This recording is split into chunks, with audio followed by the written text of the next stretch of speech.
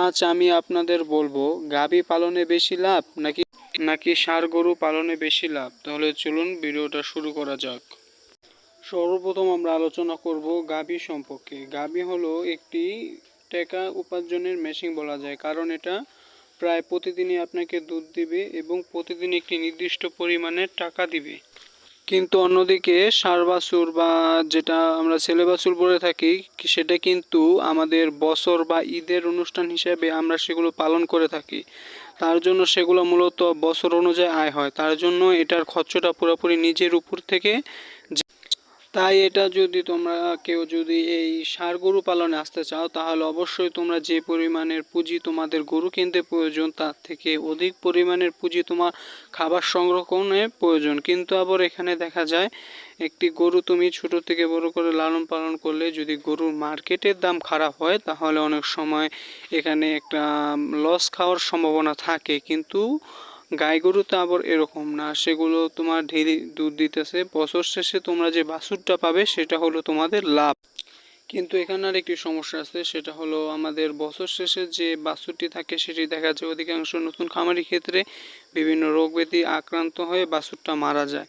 এর ফলে আমাদের যে নিয়মগুলো পালন করতে হবে সেটা হলো ভ্যাকসিন থেকে শুরু করে যাবতীয় যা প্রয়োজন তা নির্ধারিত করতে হবে। এবং আরও যে সমস্যাগুলো হয়ে থাকে সেগুলো হলো প্রথম যে আমরা আর কি বাচ্চা প্রসব করাতে যাই বা বাচ্চা যেটা বলা হয় জন্ম করা হয়, কার্যক্রমগুলো করানো হয়, সেগুলোতে অনেক ধরনের সমস্যা এবং এর ফলে গাভীরও ক্ষতি হতে পারে। তার ফলে একজন অভিজ্ঞ মানুষ এই সময় সঙ্গে রাখাই ভালো। আর দ্বিতীয়ত যে বিষয়টা সেটা হলো ষাঁড় গরুতে আবার এরকম কোনো ঝামেলা হয় না। ষাঁড় গরুতে খাবার খরচ কম গাই গরুর থেকে। তার জন্য আমি সাজেস্ট করব যারাদের সময় কম কিন্তু বছর শেষে লাভ হলে চলবে এবং অন্য একটা কাজ করে যেখান থেকে অর্থ উপার্জন করতে পারে, তারা চাইলে ষাঁড় গরুতে আসতে পারে। কিন্তু যাদের সঙ্গে সঙ্গে টাকা প্রয়োজন, মানে প্রতিদিনই কিছু কিছু পাবে এভাবে হবে, এবং যারা পরিশ্রম দিতে পারবে তাদের জন্য গাই গরুই বেস্ট বা মেয়ে গরু যেটা বলে সেটাই ভালো।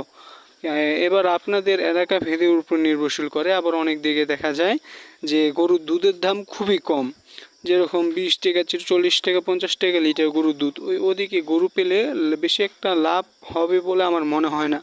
তার জন্য যেদিকে গরুর দামটা বা গরুর দুধের দামটা একটু বেশি, সেদিকেই গরু পালাটা লাভজনক। প্রথমে আপনাদের বাজার দেখতে হবে, আশেপাশে দেখতে হবে, সব কিছু দেখেই তারপরে আপনাদের গরু পালনের দিকে উদ্নীত হতে হবে। আর আমি যা বলবো, ষাঁড় গরু মোটামুটি সব জায়গায় দাম এক, 500 থেকে 550 টাকা কেজি মাংসের দাম পড়ে। তার জন্য আপনার ষাঁড় গরুটা প্রায় সব জায়গায় পালতে পারেন। কিন্তু ষাঁড় গরুটার ক্ষেত্রে যে সমস্যাটা হয়, সর্বপ্রথম সমস্যাটা হয় ষাঁড় গরু আমরা যদি বছরে দিয়ে করি, তাহলে আমাদের সমস্যাটা হয় হলো গিয়া হাটের থেকে সুস্থ সবল বাছুর ষাঁড় বাছুর সংরক্ষণ করা। সুস্থ সবল ষাঁড় বাছুর আমরা যখন সংরক্ষণ করতে যাই, তখন আমরা প্রতারণাটা হই বিভিন্ন কারণে। যেরকম সর্বপ্রথম প্রতারণাটা হয় দামে। আমরা যেহেতু প্রথমে আমাদের কোনো ধরনের কোনো অভিজ্ঞতা নেই, তার জন্য আমরা গিয়ে একটা সুন্দর ষাঁড় বাছুর পছন্দ করলাম, দেখা যায় 50,000 টাকার ষাঁড় বাছুর আমরা 60,000 70,000 টাকা দিয়ে নিয়ে আসলাম।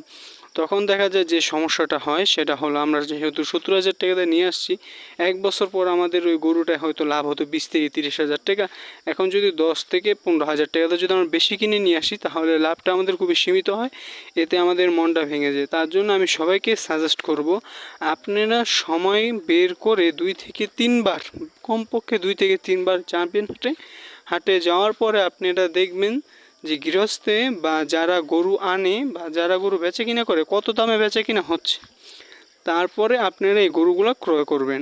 তার ফলে আপনাদের ঝুঁকিটা অনেকটাই কমে যাবে। আর আপনারা হাটে যদি 2-3টা হাট যদি মনোযোগ সহকারে দেখেন, তাহলে আপনারা অবশ্যই বুঝতে পারবেন যে কোন গরুটা সুস্থ কোন গরুটা অসুস্থ, এগুলো বুঝে তারপরে আপনারা গরু সংরক্ষণ করবেন। এতে আমি আশা করি আপনাদের কোনো ধরনের কোনো সমস্যা হবে না। আর ষাঁড়ের গরুর যে গোয়াল ঘর এবং গাই গরুর যে গোয়াল ঘর, দুটি কিন্তু ভিন্ন ভিন্ন অবস্থায় হয়। অনেকের আছে বাসার সাথে পুষ্করণী বা এমন কোনো জায়গা আছে যেখানে মলমূত্র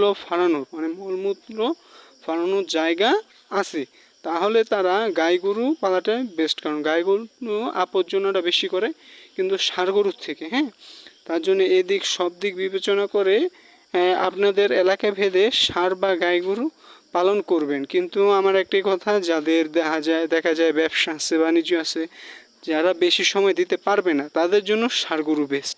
কারণ ষাঁড় গরু সারাদিনে দুবার খাবার দিলেই ওদের হয়ে যায়, মানে ওদের এত খাবার লাগে না। কিন্তু গাই গরুর ক্ষেত্রে যেটা, মানে সবসময় মুখের করে খাবারটা থাকতেই হবে।